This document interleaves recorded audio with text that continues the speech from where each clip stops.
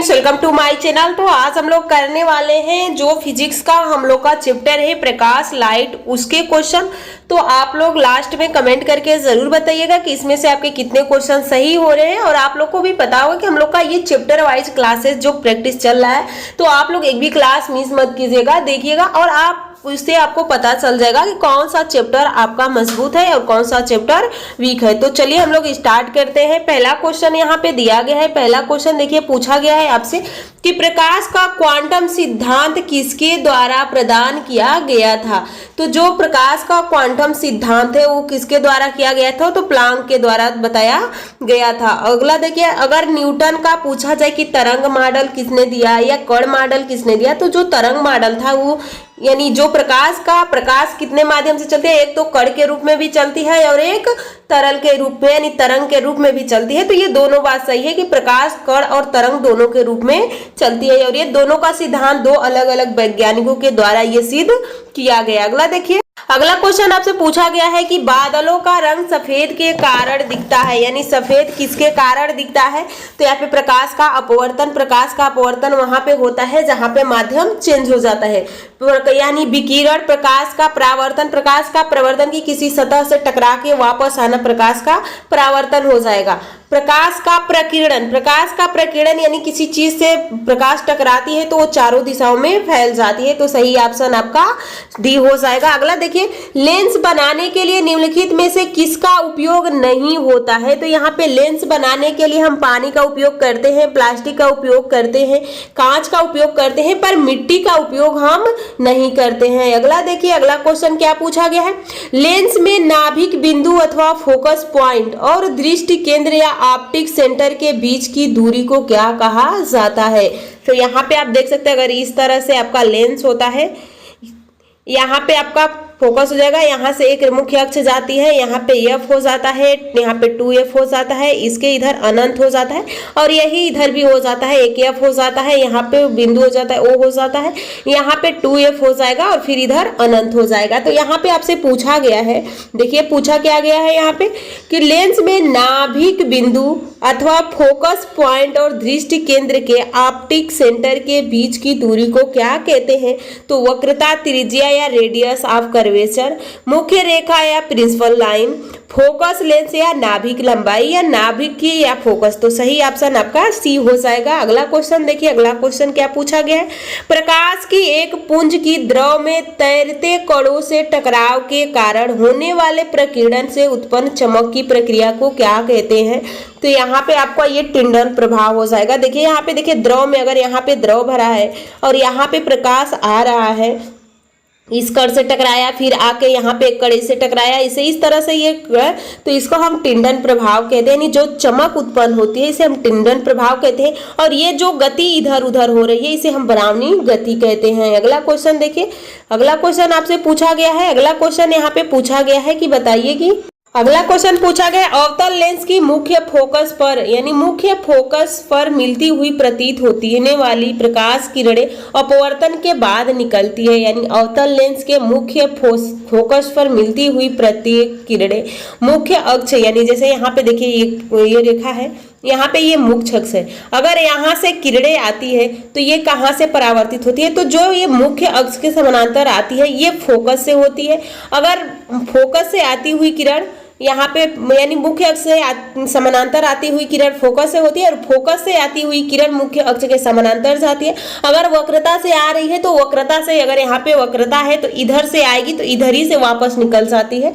तो यहाँ पे आपसे पूछा गया है कि बताइए अपवर्तन के बाद वो कहाँ से जो मुख्य फोकस पर मिलती है, तो ये मुख्य अक्ष के समानांतर आती है। अगला क्वेश्चन देखिए, अगला क्वेश्चन आपसे क्या पूछा गया है, वस्तु जो अपनी रोशनी स्वयं उत्पादित करती है, कहते हैं जो वस्तु स्वयं रोशनी देगी उसको हम क्या कहते हैं, पारदर्शी वस्तु, स्पष्ट वस्तुएं, गैर चमकदार वस्तुएं, तो चमकदार वस्तुएं। अगला क्वेश्चन देखिए, अगला क्वेश्चन आपसे क्या पूछा गया है, हमें घास का रंग हरा दिखाई देता है क्योंकि। तो तो यहाँ पे हरा क्यों दिखाई देता है कि सारे कलर को अवशोषित कर लेता है लेकिन हरा को परावर्तित कर देता है, इसीलिए हमें हरा दिखाई देता है। सफेद कपड़ा जितनी भी प्रकाश आती है उनको सभी को परावर्तित कर देता है, लेकिन वहीं पे अगर ब्लैक कपड़ा होता है तो सभी प्रकाश को अवशोषित कर लेता है। तो इसीलिए कहा जाता है कि गर्मी के दिनों में आपको ब्लैक कपड़ा नहीं पहनना चाहिए, सफेद कपड़ा यानी व्हाइट कपड़ा ही पहनना चाहिए। तो हम घास के रंग हरा क्यों देखते हैं, तो यह रंग का प्रकाश को वापस हमारी आंखों पर परावर्तित कर देती है, यानी सारी प्रकाश को क्या करेगी, अवशोषित कर लेगी, लेकिन जो ग्रीन का कलर है उसको परावर्तित करेगी। तो जब ग्रीन को परावर्तित करेगी तो हमें वो वस्तु ग्रीन दिखाई देगा। यह हरे रंग के प्रकाश को अवशोषित कर लेगी तब तो ब्लैक दिखने लगेगा। अगला देखिए, हरे रंग के अलावा अन्य सभी प्रकाश को परावर्तित करती है, यह हमारे आंखों पर सफेद प्रकाश को परावर्तित करे। तो सही ऑप्शन आपका ए हो जाएगा। अगला क्वेश्चन देखिए, किस वर्ष में ओले रोमर ने इतिहास में पहली बार प्रकाश की गति को मापा था, तो सही ऑप्शन हो जाएगा यानी 1676 ईस्वी में। अगला क्वेश्चन देखिए, सितारे के चमकने के पीछे क्या सिद्धांत है, यानी जो सितारा चमकता है उसके पीछे क्या सिद्धांत है। तो यहाँ पे देखिए ऑप्शन दिया गया है, पृथ्वी के वायुमंडल के विभिन्न परतों का अपवर्तनांक लगातार बदलता है, इसके फलस्वरूप सितारे की छवि की स्थिति समय के साथ बदलती है। बिल्कुल सही। अपवर्तन का मतलब ये है कि जो ये वस्तु सघन माध्यम से विरल में जाती है तो अविलंब की ओर होगी, या विरल से सघन में जाएगी तो अविलंब की ओर झुकेगी, सघन से विरल में जाएगी तो अविलंब से दूर भागेगी, तो अपने स्थान को परिवर्तित करती है। अगला ऑप्शन देखिए, क्या कहा गया, उनके द्वारा उत्सर्जित प्रकाश की तीव्रता समय के साथ बदलती है। पृथ्वी के वायुमंडल में धूल और वायु कण के द्वारा सितारे से प्रकाश फैलता है। अगला ऑप्शन क्या दिया, पृथ्वी के सितारे की दूरी समय के साथ बदलती है। तो सही ऑप्शन आपका ए हो जाएगा। अगला क्वेश्चन देखिए, अगला क्वेश्चन क्या पूछा गया है, सूर्य की रोशनी में हरे रंग का दिखाई देने वाला एक कपड़ा लाल रोशनी में देखे जाने पर काले रंग का दिखाई देता है, क्यों शुरू होता है। कपड़ा लाल रंग की तरंग आयाम को पूर्णतः अवशोषित कर लेता है, यह अपवर्तन की वजह से होता है। अगला ऑप्शन देखिए क्या कहा गया, यह प्रकाश के प्रकीर्णन की वजह से होता है, यह लंबन यानी पैरोलेक्स त्रुटि की वजह से होता है। तो ऐसा नहीं है। यहाँ पे अगर आपको देखना है, अगर ग्रीन कलर का जैसे कि हरा है, हरा देखना है तो या तो आप सफेद लीजिए या नहीं तो हरा कलर का ही लीजिए, तभी आपको हरा दिखेगा। अगर बाकी अन्य कोई कलर लेते हैं तो ये आपको ब्लैक दिखता है। तो वही कहा है, कपड़ा लाल रंग की तरंग आयाम को पूर्णतः अवशोषित कर लेता है। अगला क्वेश्चन देखिए, आवर्धक शीशा होता है, तो आवर्धक शीशा क्या होता है, उत्तल लेंस होता है। सूरज की रोशनी को उसके संगठन रंगों में कौन सा विभाजित करता है, तो यहाँ पे जब हम प्रिज्म से गुजारते हैं तो वो सातों रंग 7 कलर में विभाजित हो जाता है। अगला क्वेश्चन आपसे पूछा गया है कि एक साधारण आवर्धक ग्लास में निम्न शामिल है, तो उच्च फोकस लंबाई के उत्तल लेंस, छोटी फोकल लंबाई के अवतल लेंस, उच्च फोकल लंबाई के अवतल लेंस, छोटी फोकल लंबाई के अवतल लेंस। तो सही ऑप्शन आपका डी हो जाएगा। अगला क्वेश्चन देखिए, एक चम्मच को टेढ़ा दिखाई देता है, तो ये किसके कारण, ये अपवर्तन के कारण ही दिखता है। थोड़ा सा ऊपर दिखता है, वो भी अपवर्तन के कारण ही दिखता है। निम्न में से हीरे की चमक में किसका योगदान नहीं है, तो यहाँ पे कुल आंतरिक परावर्तन यानी टोटल इंटरनल रिफ्लेक्शन, हीरे का उच्च अपवर्तक सूचकांक हाई रिफ्रेक्टिव इंडेक्स, बिखराव डिस्पर्जन, या हीरे में निम्न अपवर्तनांक सूचक लो, यानी यही आपका सही हो जाएगा। अगला क्वेश्चन देखिए, अगला क्वेश्चन क्या पूछा गया, वाई का निरपेक्ष अपवर्तनांक सूचकांक कितना होता है, तो ये लमसम 1 के बराबर होते हैं। सही ऑप्शन आपका सी हो जाएगा। अगला क्वेश्चन देखिए, इनमें से कौन सा गर्मी के प्रवाह से संबंधित है, तो गर्मी के प्रवाह से आप लोग का रिफ्रेक्टिव हो जाता है। अगला क्वेश्चन देखिए, निर्वात से एक माध्यम में प्रकाश की गति के अनुपात को क्या कहते हैं, तो हम उसको क्या कहते हैं, रिफ्रेक्टिव इंडेक्स कहते हैं, या अपवर्तनांक कहते हैं। तो सही ऑप्शन आपका बी हो जाएगा। अगला क्वेश्चन देखिए, किसी भी माध्यम का पूर्ण अपवर्तक सूचकांक हमेशा होता है, तो हमेशा 1 से अधिक होता है। अगला क्वेश्चन पूछा गया है, रात के समय तारों का टिमटिमाना किसके कारण होता है, तो तारा टिमटिमाता है वायुमंडलीय अपवर्तन के कारण। अगला क्वेश्चन देखिए, जब प्रकाश की किरणें एक सघन माध्यम से विरल माध्यम में विचरण करती है तो यह झुकती है। जैसे ये अभिलंब है, यहाँ पे एक रेखा है, ये आपका कहाँ से जाए, सघन माध्यम से, ये आपका सघन है यानी घना है, ये आपका विरल है। तो ये विरल है। तो जब सघन से आएगी तो अभिलंब से ये दूर भागने की कोशिश करेगी, तो वही का, और इसका स्पीड भी तेज हो जाएगा। अगर आपको पानी में चलने के लिए कहा जाए और आपको फर्श पे चलने के लिए कहा जाए, तो आप पानी में धीमे चलेंगे लेकिन फर्श पे तेज चलेंगे। तो आपके लिए पानी सघन है लेकिन फर्श विरल है। तो यहाँ पे आपसे पूछा गया कि बताइए सही कौन सा है।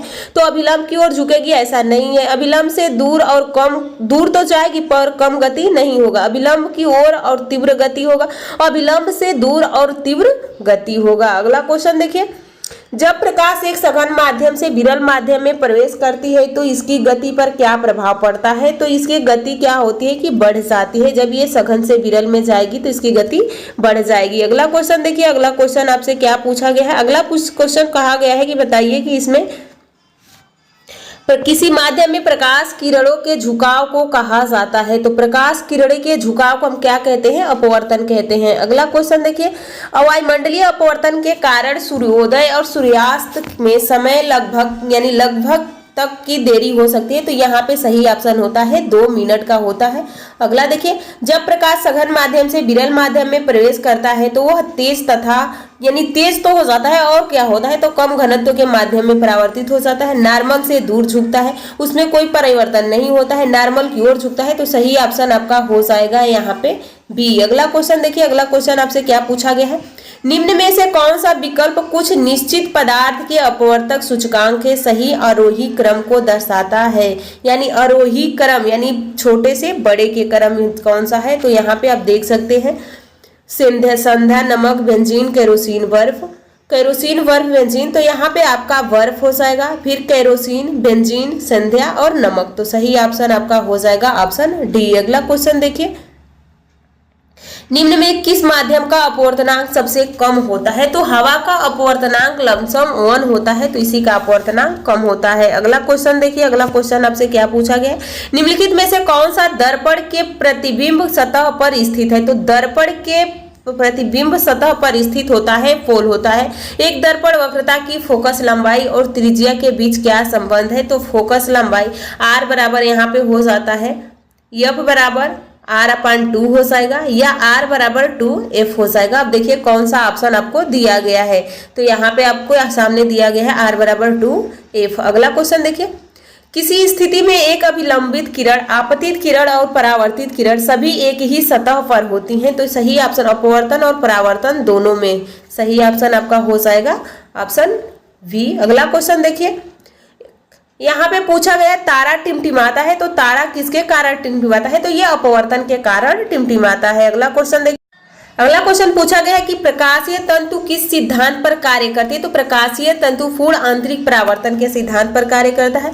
परावर्तित किरण के वास्तविक प्रतिच्छेदन द्वारा निर्मित प्रतिबिंब जो हमें स्क्रीन पर दिखता है, तो वो होता है यहाँ पे जो हम स्क्रीन पे देख सकते हैं वो वास्तविक होता है। काल्पनिक और आभासी एक ही, हम इसको स्क्रीन पे नहीं देख सकते हैं। अगला क्वेश्चन देखिए, एक उत्तल लेंस की फोकस लंबाई होती है, तो उत्तल लेंस हो या दर्पण हो हमेशा धनात्मक होता है, लेकिन अवतल हो तो वो ऋणात्मक होता है। अगला क्वेश्चन देखिए, किसी वस्तु का प्रतिबिंब उसके वास्तविक आकार के प्राप्त करने के लिए वस्तु को उत्तल लेंस के सामने कहाँ रखा जाना चाहिए। इसमें 6 केसेस होती हैं। तो यहाँ पे आपसे पूछा गया है कि 2F पर रखा है, तो 2F पर ही होगा। अगला क्वेश्चन है, अगर 2F है तो समान आकार का प्रतिबिंब बनेगा, वास्तविक बनेगा और उल्टा बनेगा। अवतल लेंस के नाभिक की लंबाई, तो अवतल लेंस की नाभिक की लंबाई पूछा है तो हमेशा ऋणात्मक होता है। अगला क्वेश्चन देखिए, जब वस्तु को रखा जाता है तो अभिसरण लेंस में कोई भी प्रतिबिंब नहीं बनेगा। तो फोकस बिंदु पर, फोकस दूरी से दोगुनी दूरी पर, फोकस दूरी से दोगुनी से अधिक दूरी पर, या फोकस बिंदु से पहले। तो सही ऑप्शन हो जाएगा फोकस बिंदु पर। तो सही ऑप्शन आपका हो जाएगा ए। अगला क्वेश्चन देखिए, अगला क्वेश्चन क्या पूछा गया है, जब कोई वस्तु उत्तल लेंस के यानी उत्तल लेंस पर है तो प्रतिबिंब अवर्धित, आभासी और सीधा, तो ये एक ही केस में बनता है। और जब वो प्रतिबिंब O और F1 के मध्य में होता है, तो सही ऑप्शन आपका हो जाएगा ऑप्शन ए। अगला क्वेश्चन देखिए, आभासी और सीधा छवि के लिए दर्पण का आवर्धन होना चाहिए। तो दर्पण का आवर्धन होता है धनात्मक। यहाँ पे सही ऑप्शन हो जाएगा ऑप्शन सी। तो आज की क्लास हम लोग यहीं पे समाप्त करते हैं। नेक्स्ट वीडियो में बहुत जल्द मिलेंगे, क्योंकि इसमें बहुत ज़्यादा क्वेश्चन है, तो सारे क्वेश्चन को हम लोग करने वाले हैं। क्योंकि अगर लेंस से आपका क्वेश्चन बनता है तो यहाँ से बनेगा। तो चलिए हम लोग नेक्स्ट वीडियो में बहुत जल्द मिलेंगे। आप लोग चैनल को सब्सक्राइब और वीडियो को लाइक कीजिएगा। कमेंट करके बताइए कि आपके कितने क्वेश्चन सही हुए हैं।